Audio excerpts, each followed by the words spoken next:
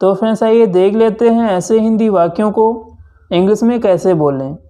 जैसे मैं चाह कर भी तुम्हें भुला नहीं सकता, तुम चाह कर भी झूठ नहीं बोल सकते, वह चाह कर भी तुम्हारे बिना नहीं रह सकती।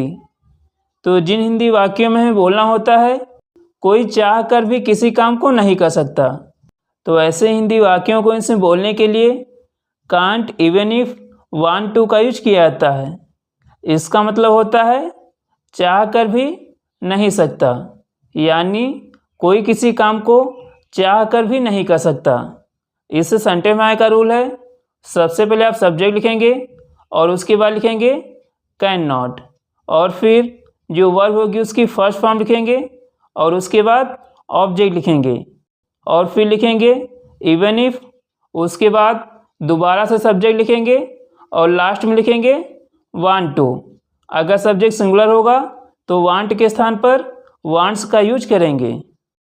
जैसे मैं चाह कर भी तुम्हें भुला नहीं सकता, तो इसकी इंग्लिश होगी, सबसे पहले आप सब्जेक्ट लिखेंगे आई और उसके बाद लिखेंगे कैन नॉट और फिर जो वर्ब है फॉरगेट इसे लिखेंगे और उसके बाद ऑब्जेक्ट यू लिखेंगे और फिर लिखेंगे इवन इफ और उसके बाद दोबारा सब्जेक्ट आई लिखेंगे और लास्ट में लिखेंगे वांट टू।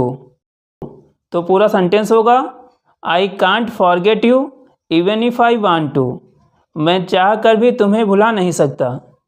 नेक्स्ट सेंटेंस, तुम चाह कर भी झूठ नहीं बोल सकते, तो इसकी इंग्लिश होगी you can't tell a lie even if you want to, you can't tell a lie even if you want to. Next sentence, मैं चाह कर भी सच नहीं बता सकता, तो इसकी इंग्लिश होगी I can't tell the truth even if I want to, I can't tell the truth even if I want to. Next sentence, वह चाह कर भी तुम्हारे बिना नहीं रह सकती, तो इसकी इंग्लिश होगी she can't live without you even if she wants to, she can't live without you even if she wants to. अब एक सेंटेंस आपके लिए जिसकी इंग्लिश आपको कमेंट बॉक्स में लिखनी है, जो कि है वो चाह कर भी यहाँ नहीं आ सकता, तो इसकी इंग्लिश आपको कमेंट बॉक्स में लिखनी है। Thank you.